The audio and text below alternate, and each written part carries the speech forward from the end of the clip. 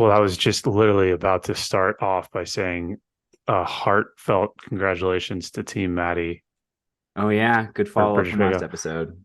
For folks that are just tuning in, go back to last week and listen to the intro because we had a whole thing about British Bake Off.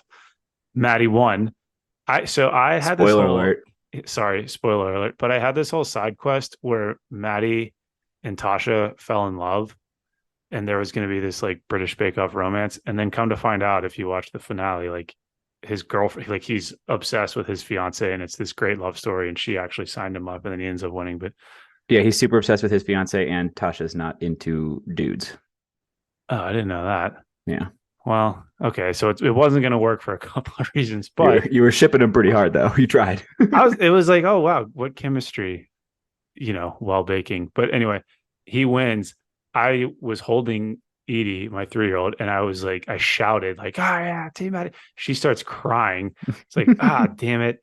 But yeah, congratulations, Maddie, longtime listener of Mops and Mo's. Definitely has never listened to this podcast. But yeah, your first. If anyone in the UK knows Maddie, the Great British Bake Off winner, I checked out his Instagram. They've been like companies have been sending him lots of free like baking equipment and stuff because he's famous now.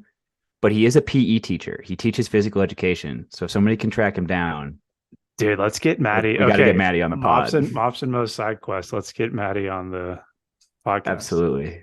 Yeah, because you don't win anything. You get a Yeah, bouquet of flowers, and a crystal like a cake stand. Yeah. cake stand. Yeah, and then a shit ton of like free, job opportunities or whatever.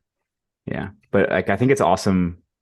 This is like unrelated to British Bake Off, but like it's cool that he's a PE teacher getting featured because PE teachers almost never get featured. Last year, there was a PE teacher who was a finalist for the National Teacher of the Year award, In the and I UK. think and I think it was the first time. This is in the U.S. And I think it was the first time ever that a PE teacher has made it that far in the Teacher of the Year competition, which tells you a little bit about the state of physical education in this country, at least. Well, I remember. I mean, when I was doing my master's degree in Scotland, there was a sister program at Edinburgh that was for physical education for PE, which I thought was. I mean, it was different, but I don't know if. Do you still talk to any of those people? They Well, might know no, it Maddie. was a totally different. It was a totally different program. Like they Yeah. weren't. But I remember at orientation, they're like, "Oh, right, and here's the master's degree in physical education." I was like, "You can get a master's in PE." I don't know For if it's a sure. requirement for teaching or not, but We literally one of our guests like 2 episodes ago has his master's in physical education. What are you talking about? no, I know you can get it. I'm just saying I don't know if it's a requirement for Oh, yeah, yeah, yeah. coaching or teaching PE in the UK. I don't think it's a. I mean, I don't know. In the You U.S., I know don't think it's who? an entry level requirement. Who would know the answer to that would be Maddie. It's true. Future There's episode. there's no way that dude's coming on this podcast. He If probably has a. anybody has the hookups in the baking subculture in the UK, I'd love to yeah, ask him about his rough puff and just kind of how he goes about creating pastry because he was quite good. that could be a fun two-parter episode. Part one, Drew gets to get all his baking nerdiness out. Part two, we'll talk about a little bit of physical education. And then part three, we wonder why no one listens to this podcast. What are we talking about today? Today we are talking about kind of a topic I get asked about all the time. I don't know about you, but the overarching question of how do you plan physical training for a military organization?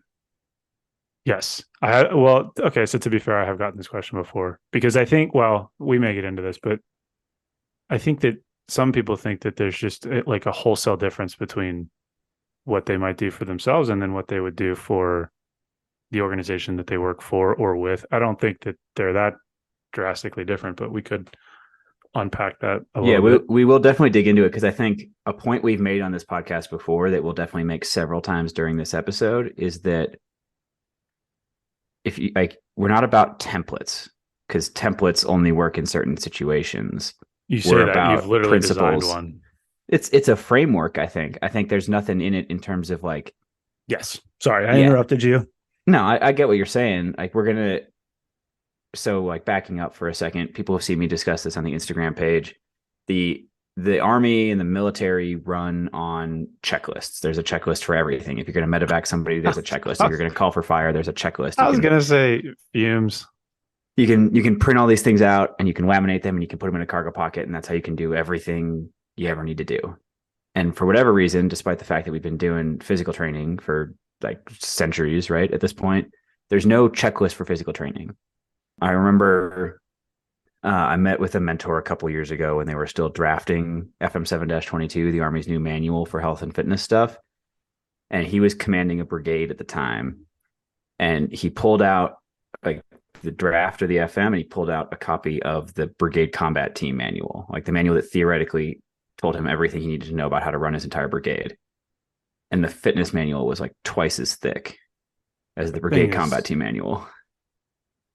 Yeah. And it, like, I think obviously there's a lot to learn, right? People get masters and PhDs in this field. There's tons of cool knowledge we could share, but I think we've done a bad job of distilling that stuff down to something that is actionable by a person who is not an expert in the field and has a lot of other stuff going on. How do we give that person an easy tool to design decent training, whether or not they have human performance staff available? So we made one. We sure did. Or Alex made one. I just proofread it. Yeah, and by the time this episode is publishing, it'll be available on our website. For free. Yeah. It's a little fun. I tried to make it look like an Army form. I did get a couple DMs from people asking me to make this like a DD form, like a Department of Defense, like any service. We don't have that power. Maybe we'll come up with a version of that eventually. I just don't like. Can we do my that? background's Army. Drew's background is Army and a little bit of Air Force, but special warfare, so it's different. Like I don't know how the other services really operate, but I really do know how the Army operates. So we're starting here. If anybody out there is like an expert in the way Navy or Air Force or Marine Corps roll, like come chat with me. We'll like make a version that matches that a little bit better. But for now, it's templated like a DA form. It should look just like forms you're used to, other than that the proponent agency is MOPS and MOs instead of an actual headquarters. That is a headquarters. We're a headquarters. And that instead of a regulation, it cites mopsandmos.com. Boom. So yeah, the physical training planning guide, like you were saying, we'll have this by the time this airs. We'll have this on the website. You can, I mean, it'll be free. You can download it. You can use it. It could even pass muster as like a real form. I mean, it looks legit. I mean, like spoiler alert, who knows what'll happen? But I've socialized this with a few like people who are actually still in uniform in the Army and stuff, and there seems to be some desire for it. So if the Army decides to take it and make it an official form, they should pay me. But we can discuss that later. They won't. No, they won't. They definitely won't. But I will, before we get rolling, I want to lay a foundation of like policy references, because there's a ton of doctrine about fitness.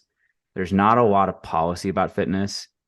And like for whatever reason, people only read certain policies in the Army. Like my whole time going through, everybody knew exactly like what the current policy was on haircuts and mustaches and stuff, and like how far down your like pants could go when they're bloused out of your boots, and like where you could have tattoos and all that stuff. So like 670-1, people know that one. But for whatever reason, nobody seems that familiar with the actual policy on fitness. So I want to lay down a couple that are useful. Basically, all of the policy on fitness comes from AR 350-1, Appendix F, paragraph 5.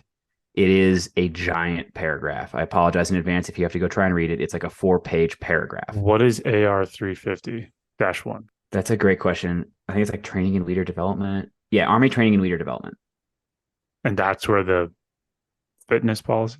Yeah, and they stuck it in an appendix to the fitness policy. And it has not been updated for the ACFT, so it references the APFT a bunch, but it's got some decent stuff in there, and I want to cite a few of those pieces because they are useful. Go ahead. One is, and I'm just going to read the direct quotes here, right? Physical readiness tests will not form the foundation of unit or individual PRT programs. So what that's saying is, if anybody ever decided to inspect physical training programs, which I've never seen that happen, but if they came in and said like, what is the goal of your PT program? I bet a ton of commanders would answer, oh, to get like a high score on the fitness test. And according to policy, that's wrong. You shouldn't be training to the test. The test should just be a check, right? I mean, there's some pretty high level people who will tell you that the point of all of this is to get a 600 on your ACFT. There certainly are, right? Just saying. I think that was a safe comment. I don't know. Maybe it wasn't. I think you've said that before on this podcast. There are people with stars on their chest who have contradicted that statement. Yes. Yeah. Another one. So like, if you're not going to base it on the test, what should you base it on? And the policy says that you should establish a plan based on your mission essential task list, warrior tasks and battle drills, high physical demand tasks. So that's where you should be looking. You should be looking at your Is that what all actual those? mission. Yeah, it's a Because bunch of acronyms. Don't worry you about wrote it. down a bunch of what is CST? Common soldier tasks. Those are the ones that apply to everybody, regardless of MOS. And then mission essential task Task list. list. Yeah, every commander knows their medal. You should be finding the most physically demanding task on that list, training to that, all that kind of stuff. Just for the other civilians out there who are listening. I mean, I didn't. Did you listen to me? I didn't use the acronyms. I was no, I know. I was very proud of you. Considerate, and I spelled them out. But I think once you spell them out, it's like, okay, well, like what actually is that? That's fair. Yeah. I guess I'll go through that. Mission essential task list. Every unit has the tasks they're supposed to be trained on, and they have to like rate how proficient they are in all those tasks. If you look in those, like some things are very explicit. Like if you're like a gun team in an artillery unit, you know exactly how many minutes you should be able to like load and fire around, and you can like train to that in terms of the physical demands of it. That's not going to be super clear for all units. I get that. But like the first thing you should look to for an idea of how to set your goals is the actual physical demands of the mission you're responsible for. If you don't have that, that's when you move to all those other acronyms that Drew's freaking out seeing. WTBDs, warrior tasks and battle drills, common soldier tasks, CSTs. You can look those up in like the skill level 1 handbook. It's tasks that all soldiers should be able to do. Every soldier should be able to evacuate a casualty. Every soldier should be able to like react to contact, like basic stuff. And within those tasks are the high physical demand tasks. And those are the ones that they use to develop the ACFT, actually. Hey.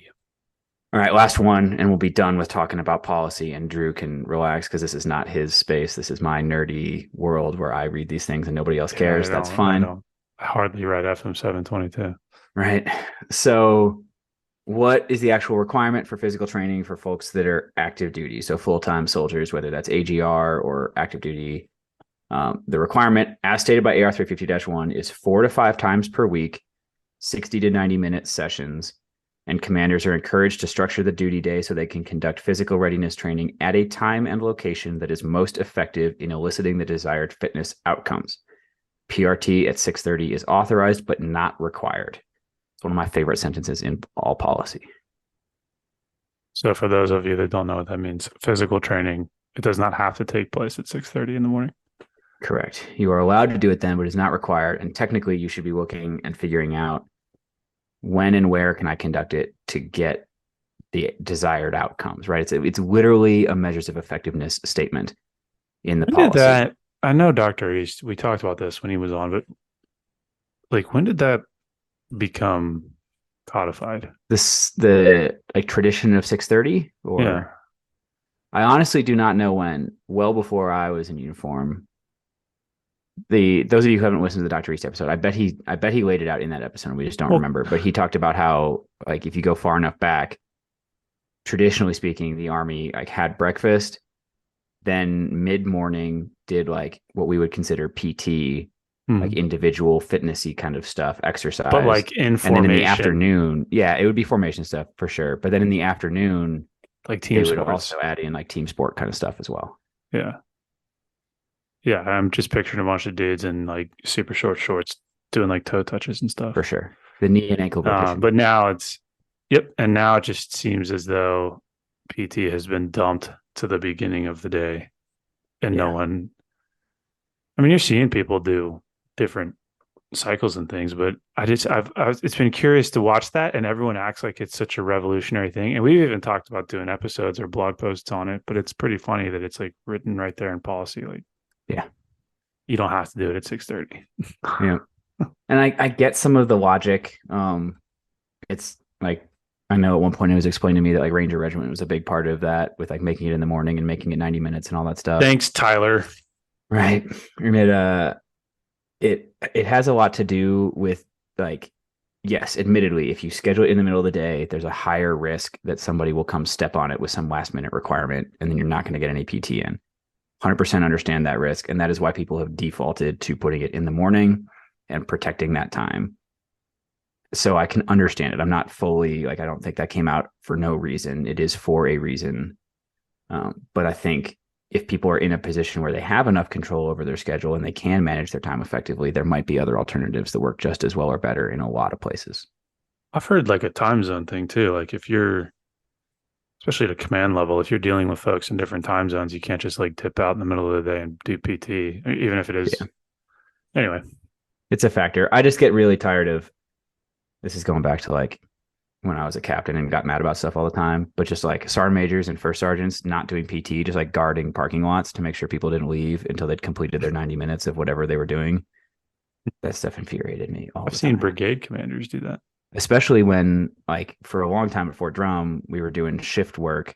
So I had guys on night shift and day shift, and these guys didn't know that. And like guys would get in trouble for going to the DFAC at the wrong Mm. time, or like we would do PT early, like we'd get in at like 5 or 6, we'd be done a little bit earlier, so they'd be leaving a little bit earlier, and somebody's trying to yell at them. Like, not no matter how locked down you are, you're never going to have a situation where the entire installation stops everything and does PT for that hour.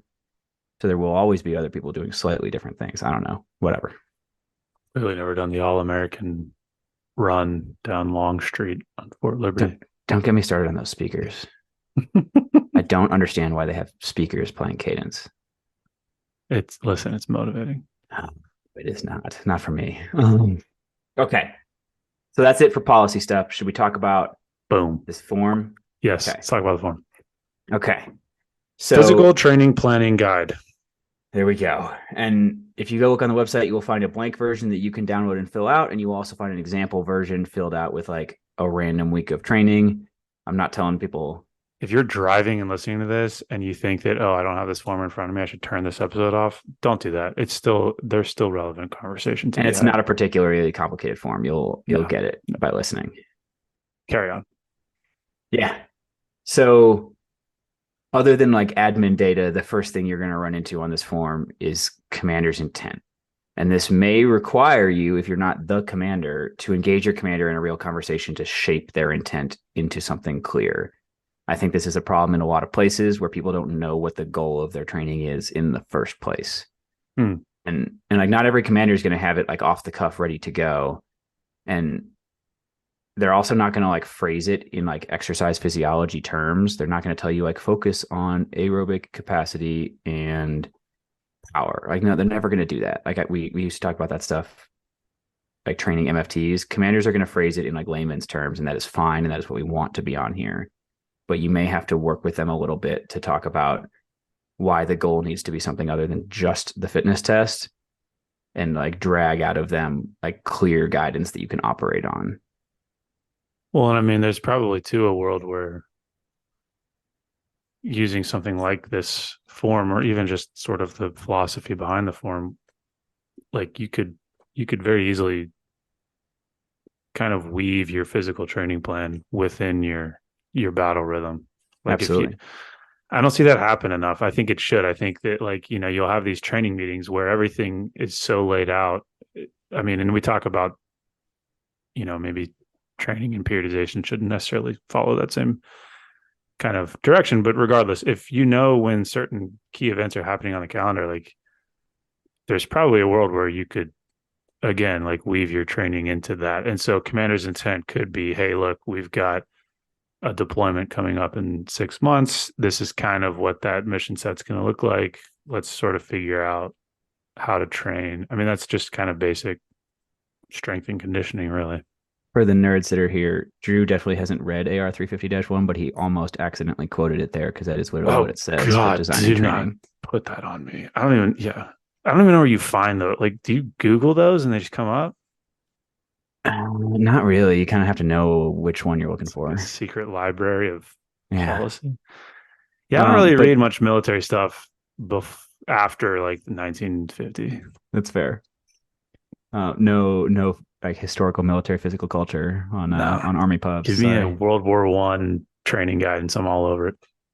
Drew did kind of set up the next block though. There's a planning dates section as well. The idea of that is you can predict some of the major events that are on the training calendar and have some predictability around that. Some of them might require training for them.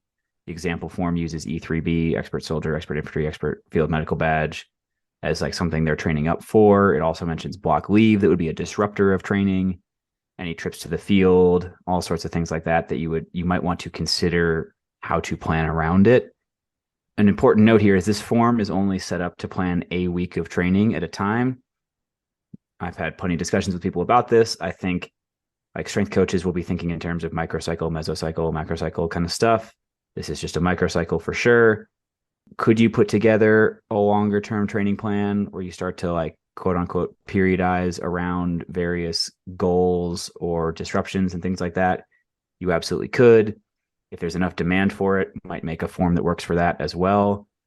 But the flip side of that is I've had plenty of conversations about how if you really think you're predicting what physical training session you're going to do 3, 4, 5 weeks from now, you have You're wrong. underestimated the amount of chaos in the military. Like not Mm-hmm. just the unpredictability of people's responses to training, but also just the unpredictability of what's going on in your unit. And so many things could change that I think it's most realistic to plan kind of a week at a time. I think that's what a lot of units are doing. I want them to have a longer term goal in mind, Mm-hmm. but I think it's still okay to work a week at a time towards that goal. Yeah. So I do it. Cool. All right. Next section, training modalities, frequencies, and stuff like that. This is all set up around something I've dabbled in a little bit. I've made posts on the Instagram for this for sure. Gotten some pretty good feedback on it. I've used it for briefs and things like that. This is the checklist portion. This is the like, what should I be doing at PT? How do I list it out and check some boxes off? So it's structured around two categories. Well, I guess three categories. The first category is movement patterns. I would love to one day see foundational movement patterns be in the doctrine, but that hasn't happened yet. Well, that's the top of my list for like recommended revisions. Depending on whose list you find when you Google foundational movement patterns, you're going to find a few different ones. Pretty much everybody agrees on hinge, squat, lunge, push, pull. I don't know. After There's that, people that'll fight you on that. I'm sure there are. And like, is lunge really just a subcategory of squat and Yeah. yada, yada, Yeah. yada, yada. I got it. But like a lot of people agree on those. The other ones we've included here are carry, drag, brace, and twist. You could kind of combine brace and twist if you want. They're opposites of each other. Yes, like a drag is going to look a lot like a lunge, squat, hinge type of pattern, but it's different enough that I categorize it separately. I didn't include on here, but other people would call locomotion a foundational movement pattern. That Yeah. kind of falls into like Gait. anything running. Yeah, exactly. Mm-hmm. So this is by no means like the be all end all list. If you have a slightly different list you like, that's fine. But this does a pretty good job of checking the boxes on movement patterns you would want to include. Next to each one of these is a frequency box. You essentially use that as like check it off as you plan it, but you can also mark if you're hitting certain things multiple times because there are definitely things that you might want to hit more than others depending on the goal you're training for. Mm-hmm. Drew, you can stop me at any point, but otherwise I'm going to keep rambling. The Ramble next away. section is Well, pause. conditioning. Go Actually, ahead. stop rambling. Pause. Because we talked about this before we recorded frequency. So I think maybe there might be some confusion between volume and frequency. Mm-hmm. And I'm like thinking out, I'm thinking as I'm talking with this because I've seen this happen before. And like in this case, being a weekly thing, frequency is the number of times per week you would encounter that movement. So in this Mm-hmm. example, like squat being a movement pattern, the frequency for that particular week might be one. So that means you would do the squat pattern once that week. The volume within that is different. So like if you're Yep. doing 3 sets of 5, volume would be 15 sets or not 15 sets, sorry, 15 reps. Mm-hmm. And then some people would include total weight in that volume calculation, whatever, but just to differentiate between frequency and volume, I Absolutely. think the point you're trying to get across and what the form provides is a place for somebody to, like you said, basically list the movement patterns that are of interest to them given their goals. And then next to that, kind of dictate, okay, I want, or we want as a group to spend the next couple of weeks focusing on lower body strength. Okay, well, if you're telling me that, but then the frequency of the squat is lower than the frequency of like pushing or i.e. bench press, it's like, well, are you really? So it's just kind of a way of you've listed your organizational goals, the commander's intent, what you're trying to train for. The modalities and the frequencies give you a kind of second layer of like, okay, if that's what you're after, then show me. And then what we'll get into later kind of dives a little bit deeper, but hopefully that made sense.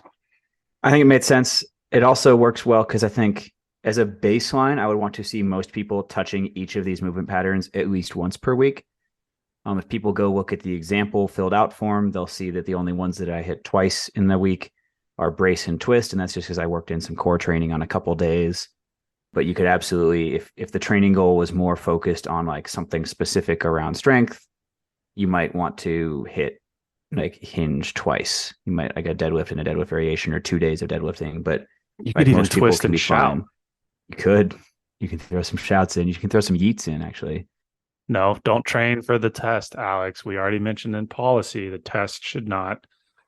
I'm Well, sorry. here's a little room for discussion, right? You don't have to be training for the test to occasionally incorporate the movements that are on the test.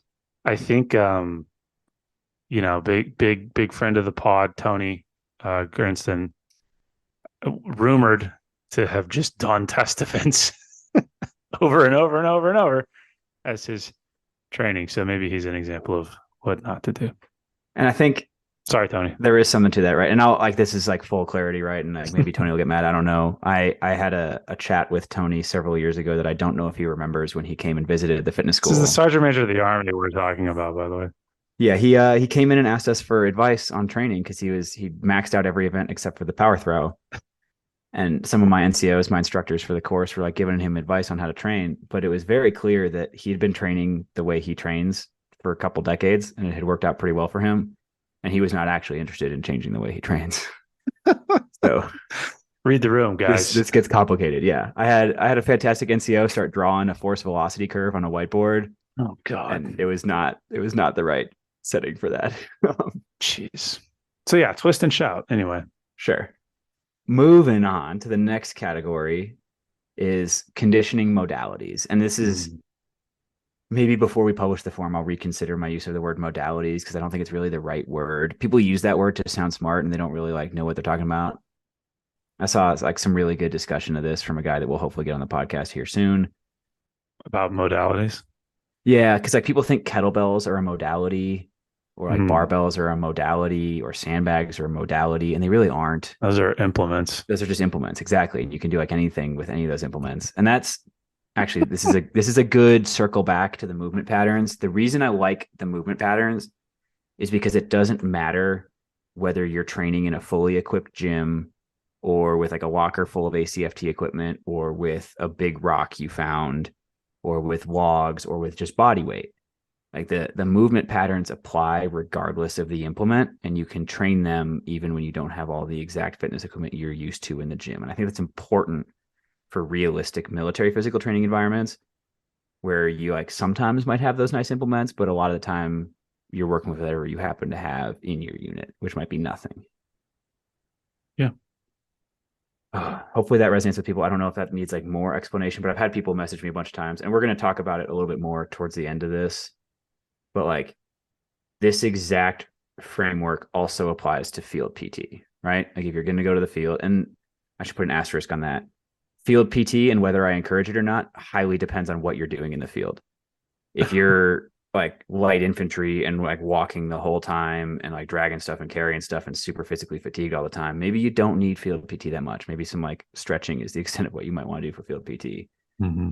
I am a pogue, so I spent most of my time in the field sitting in tents looking at computer screens, and that's not great for fitness levels or overall health or mental health. So I was a big advocate of field PT for people whose field experience involves a lot of that. In one of the best field PT sessions I ever did, we just grabbed rocks from a nearby pile of rocks and used those for our PT, or you can use like water cans or tow bars or whatever it is. And if you learn to plan around movement patterns, it doesn't matter that the implement is weird. You just find a way to do that movement pattern with whatever implements are available. And it looks cool. It does. You can take sweet pictures for the battalion Instagram page. Hell yeah, brother. There we go. Okay, enough on movement patterns. I think we've established that. Hopefully, we'll see. Yes. Next category is conditioning. And these are rough categories here. I do not think this is the perfect breakdown, but I think it's the like simplest breakdown I could come up with. This definitely ties back into the last episode we did about energy systems and how this is a dramatic oversimplification and stuff, and that's fine. But the ones I've listed are aerobic, meaning long duration, low to moderate intensity. anaerobic, which will trigger Drew a little bit, but it means short duration, higher intensity. Agility, this one we're going to get nerdy for a second on, because when I'm talking about agility, I don't mean like linear sprinting, because that's not what agility is. Agility is reacting to a stimulus. I will count change of direction in agility. I think that's okay to count in that category. I'm comfortable putting it in there, but ideally it would be change of direction that incorporates a cue that you have to react to in the moment. You don't know the change of direction ahead of time, theoretically. Yeah, spoiler, agility ladders are not, they have nothing to do with agility. Yeah, we had a whole conversation. I had this like Nate Palin. If people are on Instagram, they saw it. Like agility ladders can be good tools. They're just not agility tools. It's not what you think they are. Yeah. But speaking of like linear speed kind of stuff, that would fall under explosiveness. But a lot of things fall under explosiveness. So anything that's like sprinting or power based kind of stuff is going to fall into this explosiveness category. Something might be both a movement pattern and explosiveness. When you're going through the checklist, if you're going to do like, especially applies for like agility, explosiveness, and balance. They're the kind of things that you have to train pretty frequently to see any serious progress with. So I would not want to see a 1 in any of those boxes, to be honest, if we're looking at weekly frequency, because that might not be enough touches to make a huge difference. It's okay. Like if your goal does not require it at all, it's okay to not have it on there. If you are going to focus on it, you probably want to work it in relatively frequently, but that works out well because it's not super fatiguing. So you can plug it in at the beginning of the workout and then move on to some higher volume stuff afterwards. It also doesn't have to be complicated. No, I love throwing just broad jumps in, like do my warm up, Yeah. do some broad jumps, go on with my workout. You guys might like standing power throw if you're worried about it. You could, and as I'm looking at this and you're saying anaerobic triggers me, and it does. Um, Another way to think about this for folks that get a little bit confused by Latin, words like aerobic, anaerobic, it's basically slow work, fast work, quick work for agility, explosive work, and then balance or technique type stuff. And there's maybe this is a future episode or a conversation or what, but like it's interesting looking at conditioning literature and just sort of what some of the coaches out there have said. And honestly, maybe we've said this before, but I think in terms of a body of knowledge that a coaching population has put out, the endurance space is like incredibly underappreciated. And you look at what some of these coaches have kind of discovered from training athletes. Some of the best coaches in the world, endurance coaches, and the name of this particular one escapes me, but like he had two categories, fast and slow. And that's it. And like meanwhile, we sit here and we talk about aerobic, alactic, anaerobic, blah, blah, blah, blah, blah, bullshit, bullshit, bullshit. It's like go fast and then also go slow. So like if you're looking at this and thinking, man, there's a lot of movement patterns, there's a lot of modalities. How do I fit this all together? It's like go slow a couple times a week, go fast a couple times a week, and then be quick sometimes and be explosive. And that should take care of most of that, I would think. It really does. Did you talk about work rest ratios with any of these? No, you can like see it in my program for the week, but I didn't include it on the instructions page, and maybe that's something that needs to get added. Spoiler alert to everybody listening, there's some edits that will probably happen between recording of this and posting the form. Yeah, I mean, I'm just kind of thinking out loud because one of the ways you can tweak some of these and thinking about this from a kind of group training perspective for some of the speedier stuff like the intervals and things like that. And, we'll call it anaerobic for now, or aerobic, like with the aerobic work, resting as long as it takes for you to do the thing is like a pretty safe bet. And then for the kind of anaerobic-y, speedier type stuff, resting for longer than it took you to do the thing is a pretty safe bet. So when you're thinking about how do I structure this with all these people, that's one maybe tactic you could utilize, which might be a step removed from this form. But while we're talking about conditioning, Yeah, that falls into the category. Like I had to triage pretty heavily what made it onto the form because my goal was to have like 1 page for setting up an actual training plan, 1 page for like other considerations, and then 1 page of instructions, and then done. And if like there's only so much you can squeeze in, ruining it all. because as soon as you start adding like work to rest ratios, now you have to talk about like a bunch of other Yeah. programming considerations. But I think that one might Forget make the cut. I might have to try and work that in there. forget I said it. No, I think it matters though, Thanks, man. because that's like a classic one you see happen at military PT is training that was intended to be explosiveness or speed that becomes not that because they keep the rest window too short that Yes. nobody can put maximum intent into the training I think that people do that more often than they don't. all the time. I think I and just like 2 weeks ago or something, I watched a guy outside the window of the gym I work in just throwing a medicine ball back and forth for like 20 minutes with no rest. well, that's Just chucking dumb. it. It was Yeah. wild. That's stupid. I mean, he was burning calories. He was exercising, but I don't think he was doing what he thought he was doing. You could also punch a wall for an hour. Yeah. I mean, that burns calories too. But no, I think just as an aside as well, like you can like, I don't think many people think about this or realize it, but you can train yourself to run slow accidentally by doing speed type work, anaerobic type work, intervals, whatever you want to call them, and not resting as long as you should between those efforts. So yeah, Yeah. maybe too much for a singular form, but worth unpacking. And that is a theme of this whole thing is that like every single thing on this form, the rabbit hole goes way deeper than this form goes. And that's where seeking out human performance staff to review what you're doing and learn a little bit more. Like there will always be more to learn. This is intended to just scratch the I feel like surface with like the basic framework. isn't there a Yoda quote Probably. I don't about know. learning? I don't know. Figure it out. Anyway, Last one on the I lumped this under conditioning. I don't think a lot of people would consider it conditioning. I don't even know what category you would put it in. But I think people underestimate how trainable balance is. And there is some neat evidence about like balance training and injury risk reduction and things like that. I think it is worth training. pause. Doing curls on a Bosu wall, not balance training. Not really, no. I'm not as anti Bosu ball as a lot of people are. I am. I think Bosu balls are fine. Everybody goes back. Who was the guy who did his graduate thesis on Bosu balls? Do we know him? He's a baseball strength and conditioning coach. He's pretty famous. He's a jerk. I don't know. Eric Cressy. Eric Cressy. Yeah. You don't know? No, I know Eric Cressy. Is he the one that said backs? No, that's somebody different.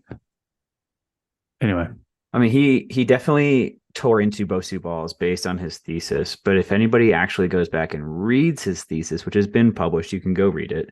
you don't have to. It's he trained a bunch of athletes on Bosu balls and then tested them on sprinting.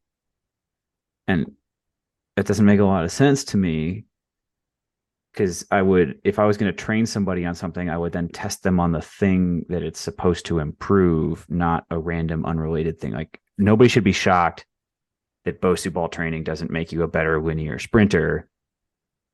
You probably wonder whether Bosu ball training helps with balance because that's what it is. Yes. You know what I mean? Yeah, I mean balance. So like, I understand. Yes, I agree with you. It's something that can be worked on. yeah. My overall take on Bosu balls, right, is don't use balance as a way to bastardize another exercise. Yeah, Train that exercise and then separately train balance. That's fine. It makes tons of sense. I can get behind that. Balance training is weird. I have never personally executed like balance training in a formation. I've strictly done that like on my own. I don't know what the solution is. Here's a hot It take. could be done. Do yoga. Yeah. I mean, yoga would work. There you go. There's lots. You can get like RX pads. You can like try and walk on a curb. There's like a million things you can do to train balance. I would encourage people to do it more, but it is really hard to work into unit training. Go trail running. I did put it on there. I put it on there. Maybe it comes off. I don't know, but I think it's worth keeping on there for people to at least think about it. I'm being And, like, intentionally consider it cynical. as an option. I'm being intentionally cynical because I see a lot of strength coaches just have athletes do circus tricks because they're hard, and then the strength coach can justify why you should come back because you couldn't touch your nose and pat your head while standing on one foot on a Bosu ball. It's like, come on. Unilateral type stuff, sure. Trail running. I mean, I threw that in there because in all seriousness, like trail running on uneven terrain, like And that's the knock against some of the Bosu ball stuff, some of the Eric's pad stuff. It's like you want to train on the surface that you're competing on. It's And, true. I doing my masters overseas, like we saw this with soccer, rugby, all that kind of thing. It's like you're not competing on an unstable surface. Why would you train on an unstable surface? All that does is reduce the Mm-hmm. amount of force you can produce. And that's really what we're after, is producing force. Blah, blah, blah, It's blah, true. blah. All that is to say that, like, if balance is something that you think you are uniquely interested in, you're probably then the type of person that could take some time to go and like research how to actually do it effectively. Yeah, that's fair. Anyway, carrying on. Last section, people will notice that there is a column of training modalities that is empty, and that is for you to put in mission or goal specific types of training that you are going to include in your program. This might come directly from commander's intent or like unit policy. Lots of units prescribe certain days you do certain things, or every week you have to do certain things. Combat focused PT and or rucking, that appears a lot. In our example, I included combatives. A lot of commanders want to see that. You have to plan for it. You have to consider how it fits into the plan. It can incorporate lots of things in there. You could incorporate, swimming would fall into this category. More people should swim. Yeah, I mean it's tough given that like each installation usually has one pool, if that. Yeah. So it's hard to do regularly with large groups. That can be tough. And there's a lot of like logistic friction of like getting there, changing, getting in, making sure nobody drowns, all that kind of stuff. I think I'm making this up as I'm saying it. I think if the military normalized gymnastics and swimming, we would have a much fitter force. Colonel Gist, if you're listening, you're welcome. Did he say that? No, those are like the foundational classes. It's Right. gymnastics, boxing, and swimming. I mean, you could throw boxing in there too, but like, I don't know if people want to get punched in the face all that bad, but like swimming and gymnastics, I think would be. Yeah, it's Anyway, good. It's good stuff. thank you. Carry on. No disagreement here.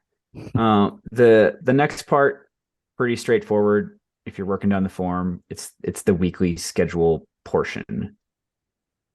It's kind of straightforward. The form doesn't explicitly say you have to have warm-ups and cool downs, but you could include that in here. I used pretty shorthand stuff when I was filling it out. I just like wrote dynamic warm-up. I didn't write like every exercise that goes into a dynamic warm-up. I would suggest that warm-ups should be like a little bit activity specific. Like I have a warm-up that I do if I'm going to run, and like a slightly different warm-up I'm going to do if I'm going to like squat or deadlift and things like that.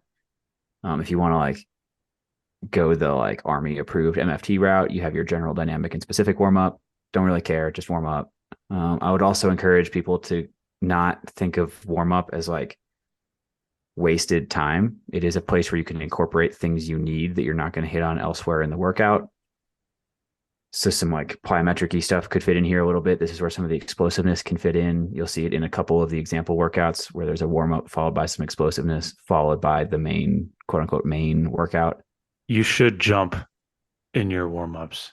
And I say that as somebody who's now 34 and does a lot more of that, because like jumping one leg, two legs, sideways, whatever, onto things, off of things, that is a skill that goes away quickly. And if you stay good at it, I mean, I'm thinking of like Colonel Conkey, and we had him on talking almost about this exact same thing. And by virtue of being a rugby player and just having that kind of movement, I think that speaks a lot to how he's able to have stayed as fit as he is for as long as he has, is just being explosive and jumpy and yada, yada, yada. So big fan of jump ropes and warm-ups. I know not a lot of units are sitting on like 30 or 40 jump ropes, but that's not that hard to acquire if you really wanted them. I would throw that in with swimming and gymnastics, jump ropes. Thank you. That's a good one. Yeah. They're a useful and very inexpensive tool. Yeah. Double Dutch. You can go double Dutch with your fire team. We're coming full circle back to physical education from the start of this episode, man. Like this is all classic gym class stuff. Yep. Cool. I also use this space to note where each of those workouts is going to happen. So the first thing I write down is the location, because that should get you thinking about what equipment do you have at that location, right? If you're going to meet at the track, okay, cool. You got a track. You might have some pull-up bars or dip bars nearby, but you probably don't have a lot of equipment. If you're at your unit's area, maybe your unit has water cans, Skedcos. Maybe they have some actual fitness equipment, sandbags, things like that. If you have a gym in a box type of thing, awesome. But you're probably gonna have to schedule that with other units that want it. Usually people have like a weekly rotation for that kind of thing. Does your unit allow you to go to the gym during PT?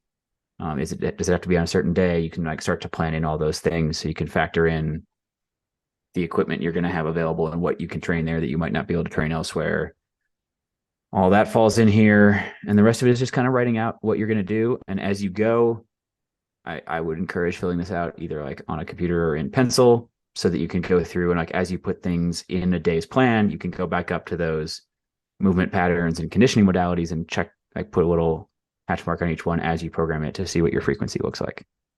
Mm-hmm. Is there anything more to say there? No, I don't think so. I mean, this is where people will probably spend most of their time is planning out the week. Yeah. But yeah, I think like you just mentioned, sort of constantly referring back to the frequencies that you laid out and then sort of secondarily figuring out an appropriate distribution of those frequencies across the week. I'll put a note in here too, going back to like MFT schoolhouse kind of stuff. Their template and the one I used to teach on would also require you to fill in like percentage of one rep max or Don't do that. pace and things like that on all these things. Don't do And that. I just don't think It's that in the smart. environment most military people are training in with like the level of predictability they have, and especially when a ton of your training sessions are probably not even going to happen in a gym where you're not even going to have barbells and things like that. I think just rolling with RPE is probably good enough. And I think it saves people a lot of time. And I'm not sure that extra time comes with significant returns. We could, I mean, we already did do a whole episode on auto regulation, but Yeah. yeah, don't do.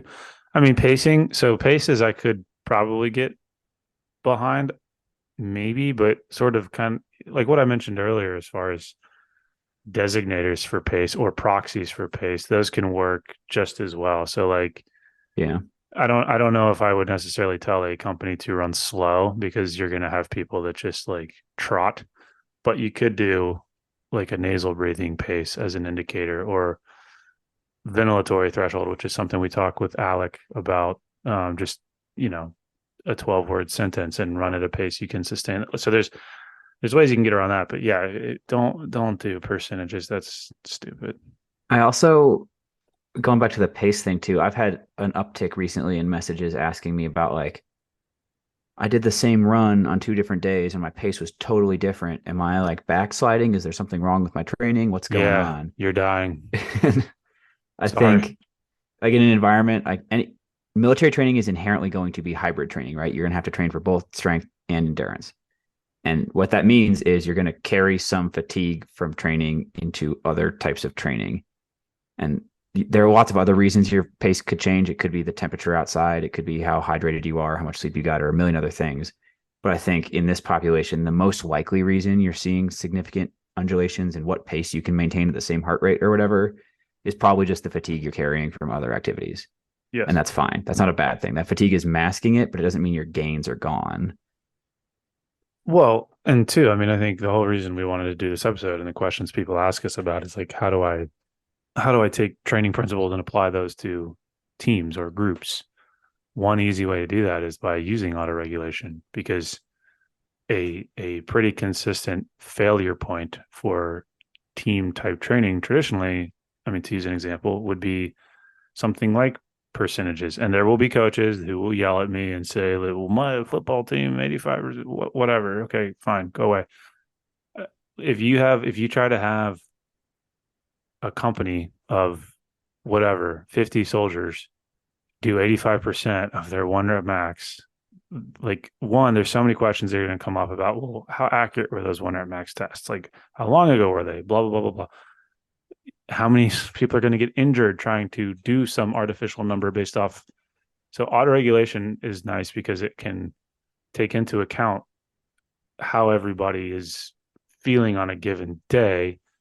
If you've done your homework ahead of time and you have a group that understands what, 2 reps in reserve actually means, then you're hitting the appropriate intensity level for everybody in your organization. And similarly with the pace stuff, it's like, you know, maybe you could use heart rate if everybody's rocking a chest strap, but I doubt that they are. So the ventilatory threshold thing is not, I mean, like that's why I am so strongly opinionated about autoregulation, because I think it solves for a lot of the issues that people seem to run into when they try to take something they saw from a 4 letter organization, called the NSCA, that says here, so you should do it. And then it doesn't work.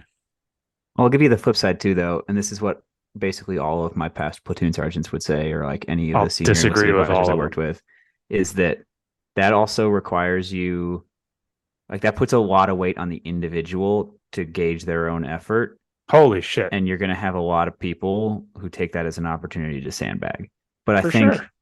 I think that's true, and I think that's to some degree unavoidable. But I also think that like in an organization where you're going to trust people with the application of lethal force, you should probably also be able to trust people with how hard they try in a workout. Well, yeah, but you could make the same argument about percentages. I've like Yeah, trained an absolutely. entire team, and it's like, because you're worried about how long the session's taking, like you got to go from Mm-hmm. part A to part B. Not everybody's hitting 85% of their winter max. And the next thing I'm going to say is going to be a little bit mean, but like every single time I taught a master fitness trainer class, I had to start the week with explaining the alligator eats the bigger number. So which way the greater than less than signs go. That was Oh, always like a 5 or 10 minute lesson. We had what to are you cover that. talking about? And then there was a longer lesson on how to actually take a percentage of a number.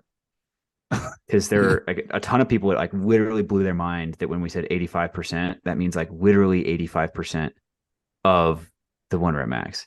They like in their heads, it just means like, oh, 85% effort or like 50% effort. Like those actually mean things. I But also like, don't think maybe this, okay, intentionally hot take. I don't think tactical athletes ever need to one rep max. no, that's pretty true. There's no reason. They I will on mean, their own, but sure, they yeah, will on their own, but like, I don't need to know your one rep max. I don't it's care. true. It's true. Anyway, We've we're, gotten way off track. yeah, back to There's the there's a farm. reason percentage of max is not on this. I wanted to Um, say that so people would slide into your DMs and get pissed yeah. off. Um, and like Drew mentioned, like you could include pace or just like have people keep track of like their paces and their splits and things so they know what to focus on. If you're gonna do a track workout, it might be smart to like tell people what splits they're supposed to hit and stuff. Yeah, Whatever, for whatever. sure. For sure. Anyway, just to like touch on a couple of things we mentioned up front that I think are good to echo here. The reason for it only being a week, you can absolutely plan for a month if you want to, or you could do the classic like write out your general focus for each day farther out and then plan the actual details of the workouts like a week ahead of time. I think that works pretty well. But I think in a lot of times in the military, like a week is just about as much predictability as you can really expect. And then, as we Well, mentioned many pause. times, go ahead. I think you should, like, if you're the person at your organization that's creating this thing, you should have written somewhere Mm-hmm. a broader plan. That Yeah, doesn't mean you should periodize anything, any of that stuff, but like you should, because otherwise what I could see happening is like doofus totally A, random weeks. Yeah. yeah, doofus A is in charge of week Yep. one, doofus B is in charge of week. Um, just thinking out loud. Yep. So there should be some overarching planning, but it doesn't necessarily have to be super detailed. I think that's a fair Mm-hmm. summary. That is kind of the purpose of those planning dates that we mentioned at the top of the form, is so that you can keep in mind what's coming up that you're focusing on and like how you might need to navigate that. And what would be cool is if you, because again, these are weekly. You could assemble these over time in a binder, for example, and Absolutely. you should, It is designed that way. Yes. and should is bold and italicized here. You should be able to flip from one to the next and kind of see a progression, and the progression should emerge as a product of the performance of your group, not some, hey, we're going to do, like we talk about with the periodization stuff, we're going to do 6 sets of 3 at 85%, 12 Tuesdays from now. That's not what I mean, but like you should have some progressions built in. Yep. 100%. And then I already talked about it plenty, but just to rehash, I got a lot of people for whatever reason have asked me for field PT plans lately. as though a field PT plan would be any different from a garrison PT plan. I don't know what stuff you have available when you go to the field.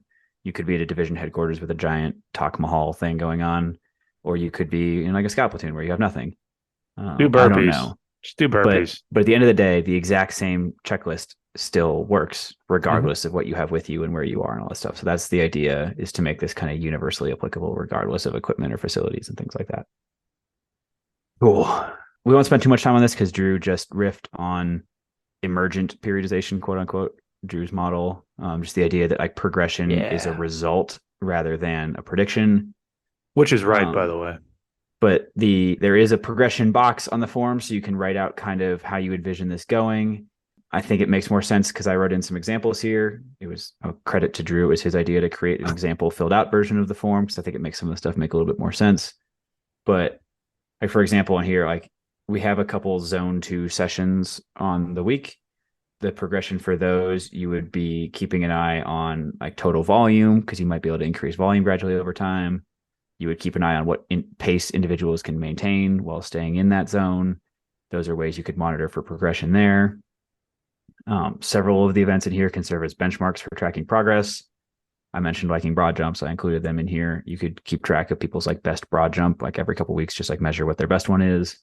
You can measure some power that way. You can also, like for any of the barbell type of movements, you can keep track of what weights they're doing and see if progress is happening at the same rate of perceived exertion, times on the track workout, stuff like that. And then because our example week here included combatives, like how would you measure progress on combatives? That's pretty hard. But I think a pretty straightforward way is adding additional technique drills as people become more and more proficient and like opening up their, I don't know, variety of skills they've quote unquote mastered. Get a black belt.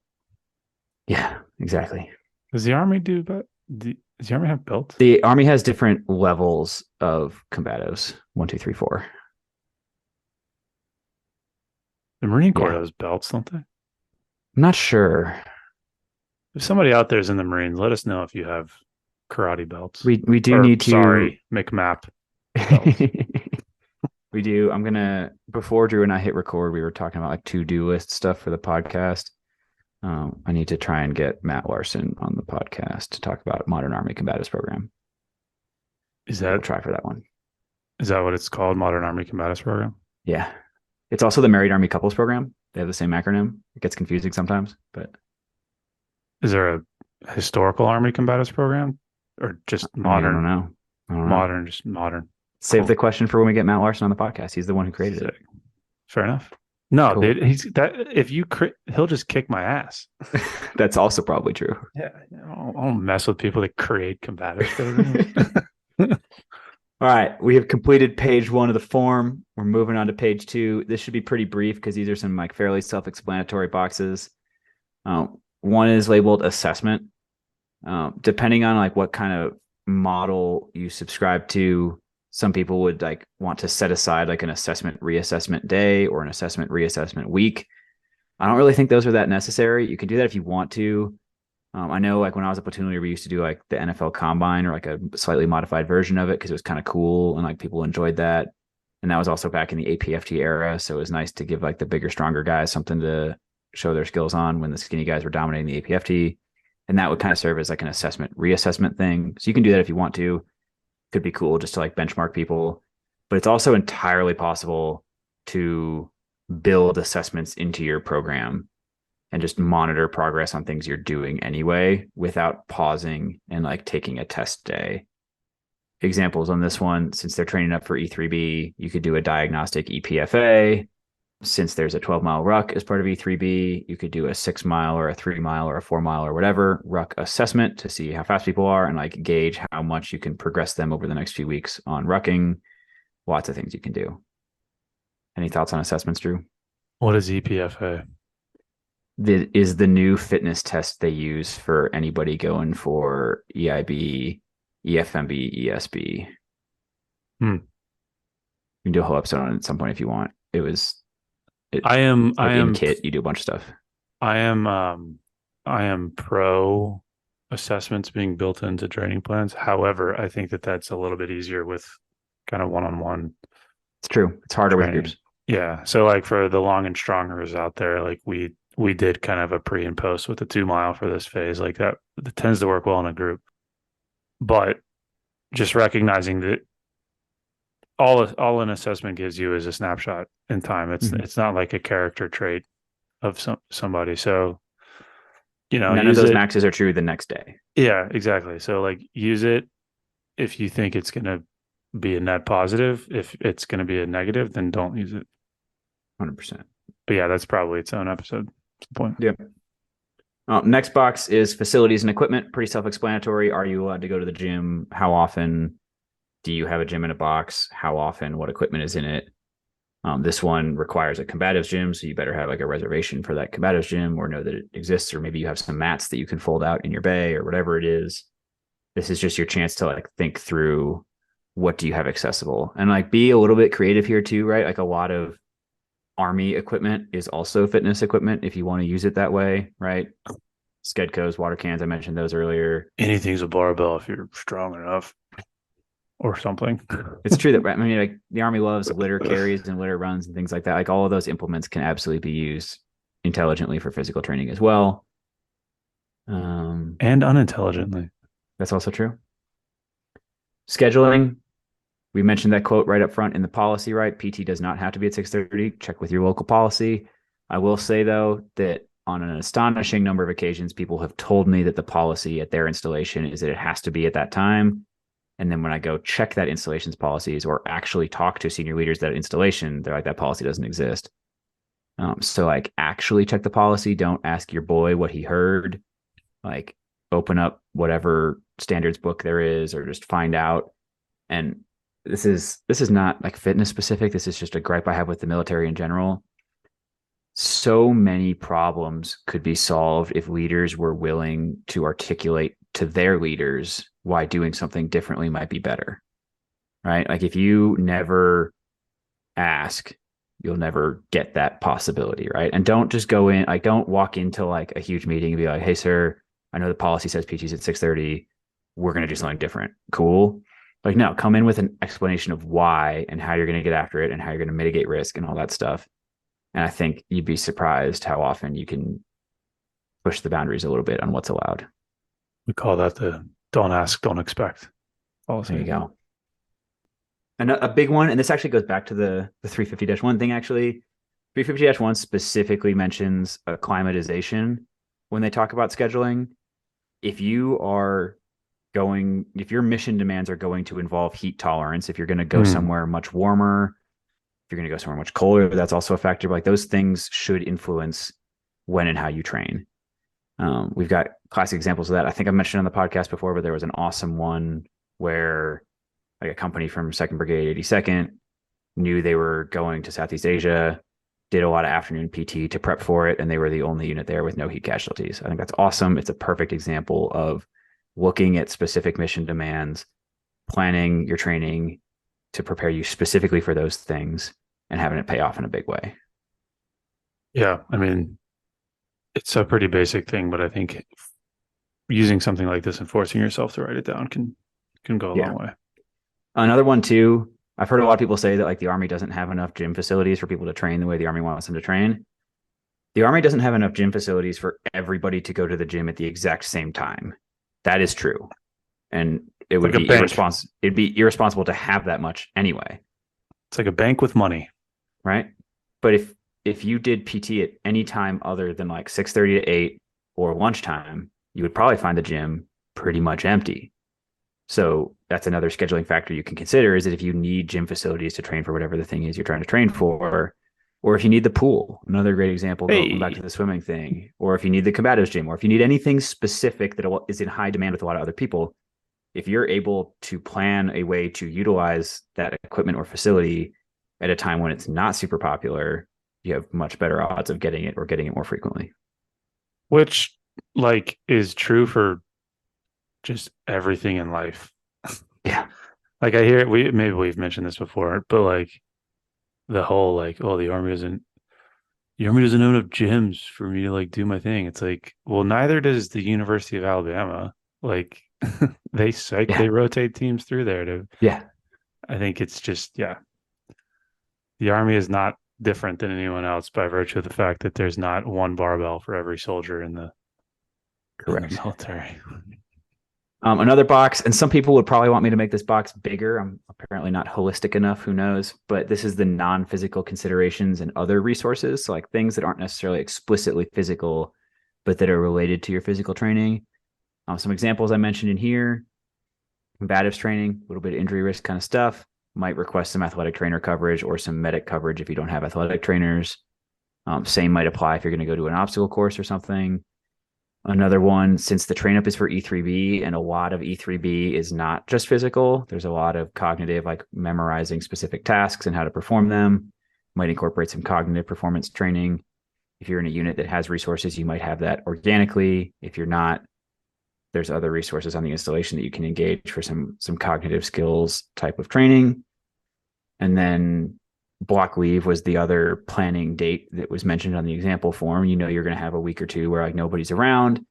Might be cool to bring in somebody with a strength and conditioning background, somebody with a nutrition background, whoever, just to talk about tactics that you can take with you on block leave. Of like, maybe you don't want to go to the gym during block leave. Like, I'm a huge nerd, so I usually worked out more on block leave. It was awesome because you have all that free time and stuff. But some people don't want to do that. What can you do to maintain your fitness? There's plenty of cool resources on like, you can decrease the volume of your training dramatically as long as you maintain the intensity. You'll preserve the gains you've achieved, and then you can get back after it right when you get back. You could plug in like a class for people on how to do that kind of stuff. I mean, there's a million things you could consider in here on non-physical components of performance that you could incorporate. Yeah. I mean, like with Long and Strong, again, shout out Long and Strong. We've got for this phase, we included some meditation stuff, some mindfulness stuff. So yeah, there are a lot of easy and creative ways that you can incorporate things that aren't just physical. Awesome. And the last block is pretty straightforward. After action review. I know back in my day of doing normal unit PT, at the end of the session, you'd always do like 3 sustains, 3 improves. This can be that kind of thing. You can like capture those notes on here. You guys did that for every training session? Yeah, a lot of times we did it every single training session. Yeah, it's not uncommon. So like, hey team, what are 3 things you liked about this? Like a lot of it was like whoever was leading PT that day, like feedback on like, did they plan a good session? Did they lead it well? Was it organized? Whatever. Yeah, real thing. But it doesn't have to be like daily stuff. It can also just be like, how is the program going? Is there anything we need to adjust? This is a place like in the example, I mentioned that one of the days is gym in a box training. Anybody who's used a gym in a box in like the middle of the winter in a cold place, or arguably even worse in the middle of the summer in a really hot place. I once burned my hands on a hex bar in South Carolina trying to use an outdoor gym thing at Fort Jackson. Because you should be using straight bars. Sorry. But but like in this example scenario, the company only allows you to go to the gym 1 day per week. Well, maybe during like inclement weather scenarios, you might request an exception to policy so you can go 2 days per week or something like that. Or maybe you adjust the training emphasis to focus on something different, and that's fine. Yeah, so this is just a place to capture notes. And like Drew said, ideally you would keep these all so you can like look back through them and stuff. And this is the place for like, as you identify issues or as you identify things you want to incorporate into future training plans, they would be recorded here. So next time you can remember it. Yeah, and I would just be careful, I think, and this is why I was kind of giggling about the 3 sustains, 3 maintains or whatever. And maybe this is me putting on my strength coach hat, but like opening yourself up to too much feedback can result in you kind of chasing your tail a little bit. If your goal becomes, hey, I need to please everybody. Yeah. And, so again, just kind of one of those things to keep in the back of your mind. That's not to say that you shouldn't, especially with a form like this, like for sure, take notes and encourage people to give feedback. But at the same time, it's like, if you're the person designated to lead PT and you have created, I guess you've created a good repertoire with your organization as like the subject matter expert in that thing. Did you mean rapport? What did I say? You said repertoire. Yeah, I meant rapport. Sorry, I got my French words confused. How do you say sorry in French? Oh, my French teacher's gonna be so mad that I forgot this. Uh, I don't remember. Sorry, in French. Point being, take notes, encourage the after action stuff, but just like, if your goal and your commander's intent, Désolé. Sorry about that. what? Désolé is sorry in French. It took me a minute. Oh, désolé. If your commander's intent and your goal for your training phase or your plan or whatever is sound, as long as you're kind of headed in that direction, Yeah. expect some haters, and that's fine. Hopefully, people in the army realize that not every piece of feedback needs to result in a change to the plan. I know, but everyone thinks that they're entitled to feedback. Yeah. Honestly, with physical training, when people tell you it sucks, that may be an indicator that that's exactly the kind of training you need to focus on. Yeah, yeah. Sometimes It doesn't always have to suck horribly, it's but like, like, hey, Sergeant Major, this is the 10th time this week we've done Murph. It sucks. Well, that means it's working. It's like, no, that okay, doesn't. fair. That's a good counter argument. That's good.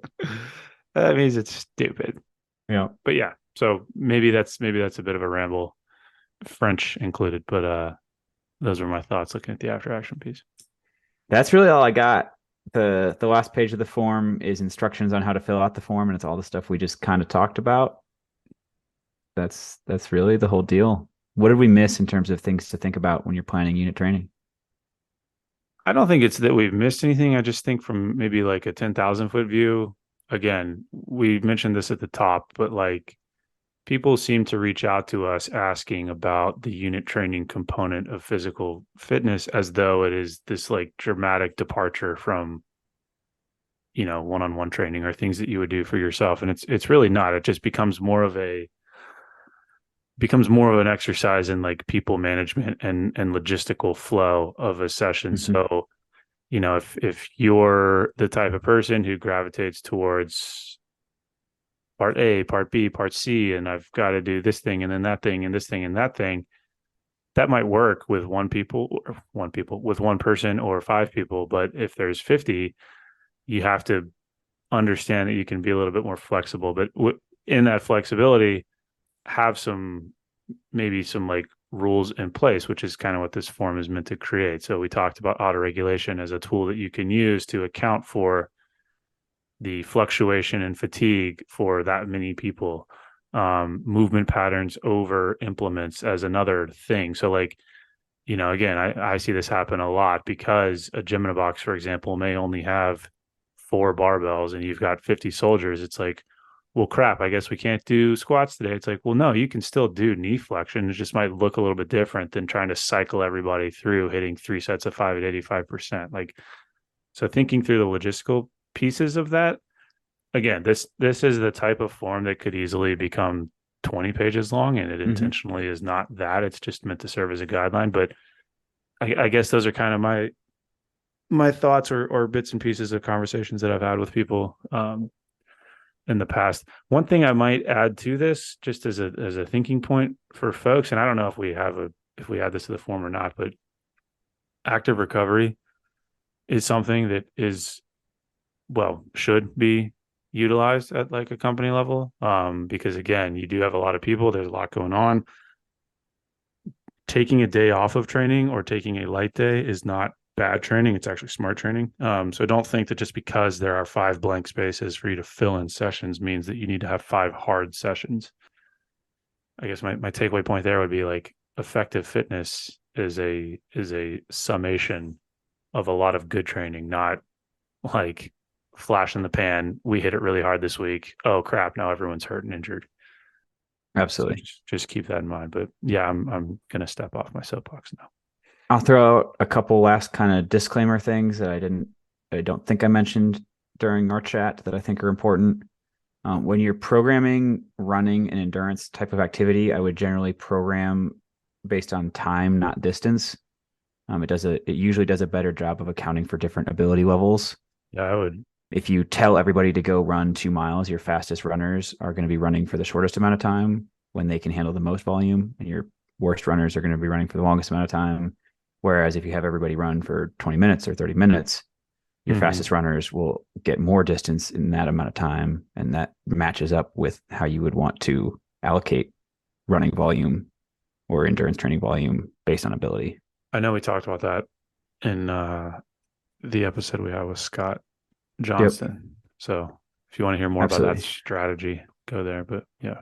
Yep. I would also mention generally, this is not a hard and fast rule, but I would generally avoid running and or rucking on adjacent days. It's where the bulk of overuse injuries tend to come from is lower body overuse, musculoskeletal injuries, largely attributable to like load bearing kind of stuff. You don't always have to do that, but it's a generally pretty good idea to avoid that, especially if you haven't like progressed into that. Have we done an episode on like a hybrid weekly layout? I don't know, other than this episode. I will say we did going way back in the archive, Rob Orr's episode, he talked about rucking a lot and he mentions Yeah. that like based on all the research he's done, like the quote unquote optimal point for like frequency of rucking where you maximize performance but minimize injury risk is around that once every 10 days time frame. So you don't necessarily have to ruck.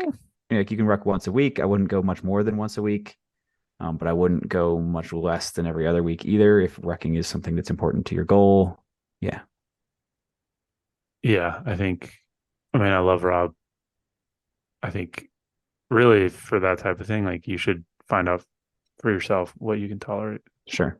I'd agree with that. But that's probably it. I mean, that's its own conversation That's entirely. the whole. At some point, maybe I'll convince you to do an episode on it. Did we do an episode on the International Olympic Committee thing, that too much too soon thing? Maybe I don't know. I did a series of Instagram posts on this back in the stay day. tuned. I thought it was the greatest content I had ever made. I thought it was super cool. It's one of my favorite studies ever, and like it just didn't resonate with people on Instagram. I think it's because it's too complicated to put on Instagram, to be honest. This is going to be great. No one reads. Right? They assembled an international panel of experts, like Olympic caliber coaches in all sorts of disciplines, and they asked them how much training volume is too much. And they published this two-part report. It's available for free on BJSM. Go check it out. It's awesome. But the bottom line is that there actually is no such thing as too much. The athletes who train at the highest volumes are actually the least injured. What there absolutely is too much too soon. So it's not about Yeah. some kind of total threshold volume. It is about how much volume you are prepared for. And I think that's what we end up screwing up with soldiers is we think that soldiers should be able to handle this much. I don't care how much they should be able to handle. I care how much they can handle now and what your plan is to get them where you think they should be, not to just beat them over the head with what you think they should be capable of.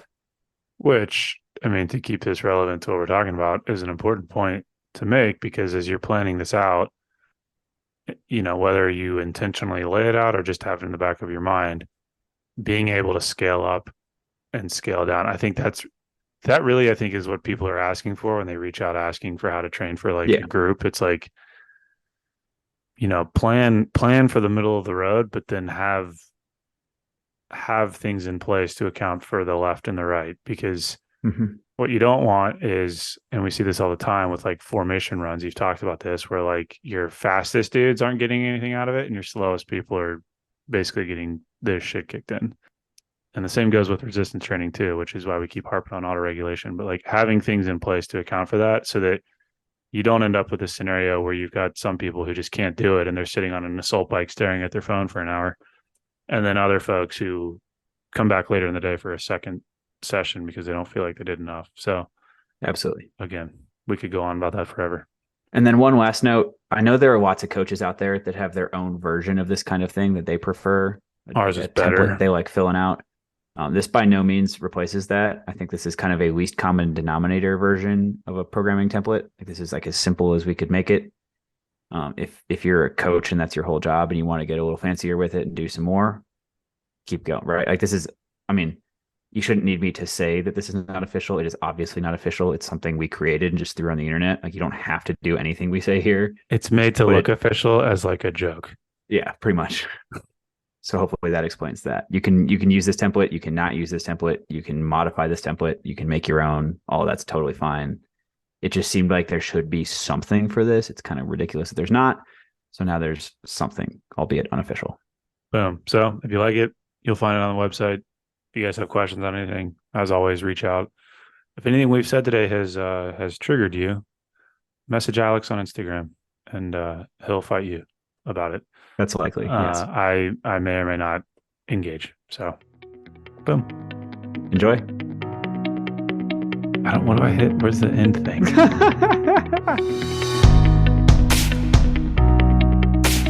Hey, Alex, let's cover our ass real quick. Oh, great idea, Drew. All right, guys. The views and opinions expressed in this program are those of the speakers and do not necessarily reflect the views or positions of any entities they represent. Thanks for tuning into this week's episode. Before you go, please rate and review the pod on the listening platform of your choice. You can also visit us on our website at www.mopsinmos.com. That's mops, the letter N, mos.com. You can check out the library of podcast episodes, our latest blog entries, any helpful resources, and also sign up for our newsletter. Drew nailed it. Just to underline a couple of things, the podcast entries have in-depth show notes on the website. So if you missed anything or you want to read any of the research we talk about, it is all there. You can, at the bottom of the website, sign up with your email and receive future updates from us. The blog posts go a little bit more in depth in kind of written form on a couple of topics we get questions about all the time. But most importantly, I just want to ask all you guys, our best way the word gets out is absolutely word of mouth. So tell your friends, tell the people you work with, anybody you think would find it useful. Thanks for spreading the word. If you have any questions or comments, feel free to shoot us an email at either Drew or Alex at mopsinmos.com. Or there's a contact form on the website. Thank you.